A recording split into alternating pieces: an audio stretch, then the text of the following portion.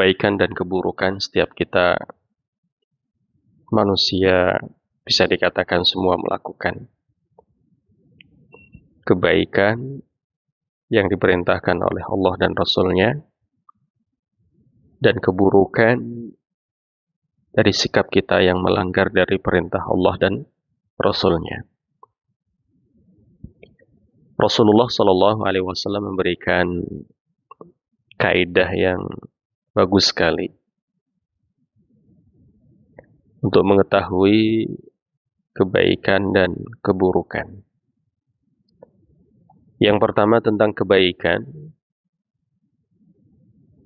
Rasulullah Shallallahu Alaihi Wasallam memberikan kaidah dalam hadis riwayat Muslim dari sahabat An-Nawas bin Sam'an radhiyallahu an, al-birru husnul khuluq. Kebaikan itu adalah akhlak yang baik. Jadi kebaikan itu dicerminkan dalam perilaku yang mulia. Jadi kebaikan itu artinya luas. Tidak hanya berniat dalam hati, tapi dipraktekkan dalam kehidupan. Husnul khuluq. Kebaikan itu adalah sikap mulia, budi pekerti yang baik, sikap elegan yang syar'i, husnul khuluq, akhlak mulia, meliputi ucapan yang santun, perkataan yang tidak melukai. Kemudian juga dari sisi memandang, dari sisi bersikap, bagaimana gerak-gerik tangan, kaki, semua adalah kebaikan ini tercermin dalam akhlak yang mulia. Jadi kaidah yang diberikan oleh Nabi Shallallahu Alaihi Wasallam tentang kebaikan. Kemudian Rasulullah Shallallahu Alaihi Wasallam juga memberikan kaidah tentang dosa, tentang keburukan.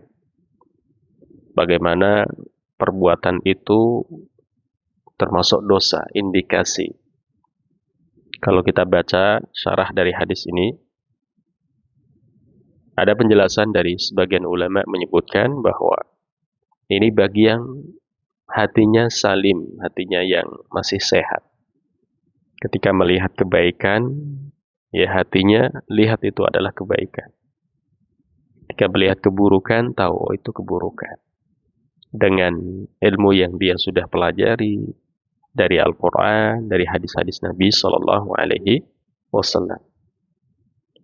Wal ithmu ma haka fi nafsik. Yang pertama, dosa itu ciri-cirinya nggak nyaman di dalam hati. Jadi ketika seorang hatinya baik, ketika melakukan suatu dosa, maka hatinya nggak nyaman. Hatinya nggak terima sebetulnya. Itu bagi hati yang sehat.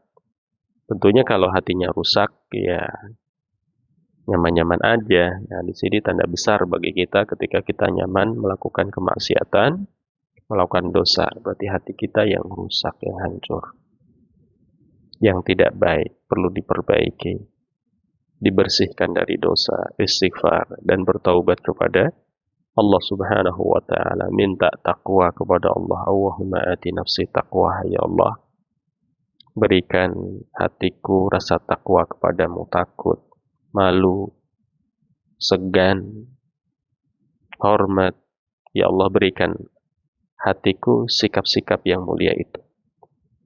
Dosa disebutkan oleh Nabi Shallallahu Alaihi Wasallam cirinya adalah nggak nyaman, menjadikan hati bimbang di dalam hati. Yang kedua, wa karihta an yattali' alaihin nas. Engkau nggak suka. Kalau dosa itu engkau nggak suka kalau dilihat orang lain.